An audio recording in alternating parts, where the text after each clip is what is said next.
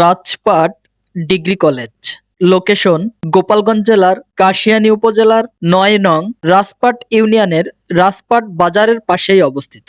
কলেজটির ভিতরে প্রবেশের শুরুতেই দেখা মেলে এই সুন্দর একটি বসার জায়গা এবং তার পাশেই দেখা মেলে সুন্দর একটি মসজিদ এবং এক পাশটাতে নবনির্মিত ৪ তলা একটি ভবন, যেখানে একটি সাইনবোর্ড দেওয়া আছে।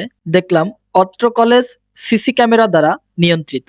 তার একটু সামনেই রাজপাট কলেজ সম্পর্কে একটি সাইনবোর্ড, যেখান থেকে কিছু ডিটেলস তথ্য জানতে পারলাম। এবং তার পাশেই রয়েছে কলেজের পুরাতন একটি ভবন এবং পুরাতন ভবনের সামনেই দেখতে পারলাম ব্যতিক্রমধর্মী একটি শহীদ মিনার এবং একদম এক পাশটাতে রয়েছে পুরাতন একটি টিন শেড।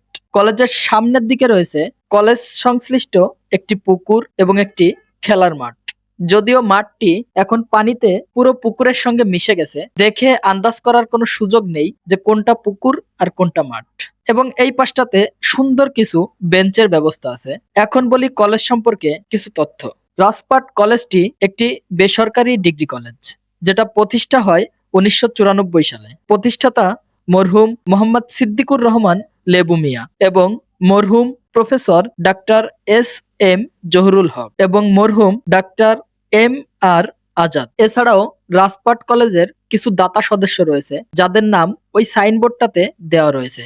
আপনারা ওখান থেকে দেখে নেবেন। আজকের উদ্দেশ্য ছিল রাজপাট কলেজটা ভিজিট করা। আজকের মতো এখানেই শেষ করছি। কলেজের প্রাক্তন শিক্ষার্থী থেকে শুরু করে এখনো পর্যন্ত অধ্যয়নরত প্রত্যেকটা শিক্ষার্থীর জন্য এবং কলেজ সংশ্লিষ্ট সকল শিক্ষক মন্ডলী এবং কর্তৃপক্ষের প্রতি রইল শ্রদ্ধা ও ভালোবাসা। আল্লাহ হাফেজ।